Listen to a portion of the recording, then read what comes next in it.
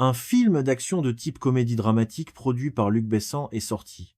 Il a également co-écrit le scénario. Lisez notre critique pour découvrir ce qu'est Weekend Agent. N'oubliez pas d'aimer et de vous abonner à la chaîne. Selon l'intrigue du film Weekend Agent, un oligarque coréen nommé Kwon Song-kang se retrouve à l'épicentre d'un scandale de corruption majeur. Des militants écologistes, dont l'un est son fils adoptif du monde entier, déposent des plaintes contre lui pour braconnage et pollution de l'environnement. Et aux États-Unis, la Drug Enforcement Administration, DE, le traque parce qu'il vend des fruits de mer et des conserves en secret. Transporte de l'héroïne. John Luke Evans, un agent des forces spéciales, rêve de mettre Kwon derrière les barreaux depuis plus de 15 ans. Et voilà qu'il a enfin l'occasion de le faire.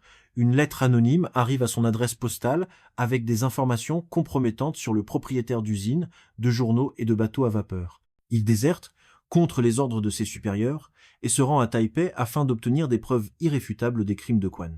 Il y a 15 ans, il est venu à Taïwan avec la même mission, mais sans succès. Si tout ce qui est décrit ci-dessus vous a semblé intéressant ou au moins intriguant, alors, hélas, je m'empresse de vous décevoir. Agent for a Weekend n'est qu'un petit extrait de la lutte des agents spéciaux contre la mafia de la drogue. Une attention beaucoup plus grande est accordée à l'histoire de la famille du personnage principal. L'épouse de Kwon, Lon Mei-kwai, s'avère être la même fille dont le héros est tombé amoureux lors d'une mission précédente à Taipei, et le beau-fils du méchant nommé Raymond Wyatt Young est son vrai fils. Et c'est pas vraiment un gros spoiler, les spectateurs le découvriront dans le premier tiers du film. Dès le début, le scénario commence à s'effondrer. Pour une raison inconnue, John est très surpris d'apprendre que son ex-femme a épousé son principal ennemi. Et là, on ne sait plus très bien à qui imputer la faute, à ceux qui ont écrit ces bêtises ou à la compétence du héros Luke Evans, qui, étant un agent spécial qui a travaillé sous la direction de Kwon pendant une décennie et demie, n'a pas pu découvrir cette circonstance. Et ce, malgré le fait que Joey ne mène en aucun cas une vie recluse à Taipei.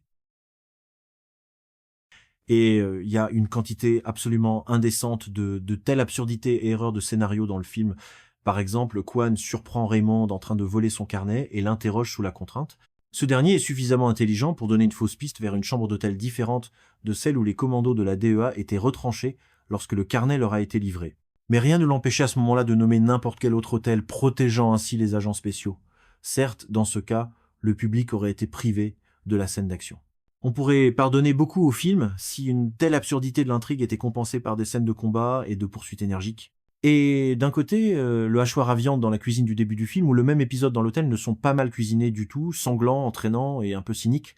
La chorégraphie des combats n'est peut être pas à la hauteur de la franchise John Wick, mais elle plaît tout de même par sa créativité et sa complexité de mise en scène.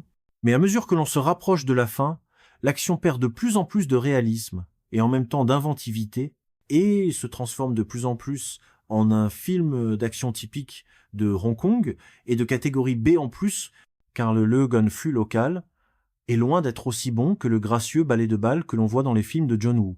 Le véritable apogée de ces tendances était le saut du personnage principal dans la vitre latérale d'une voiture roulant à toute vitesse. Ce n'est même plus une école de Hong Kong, c'est du vrai Bollywood.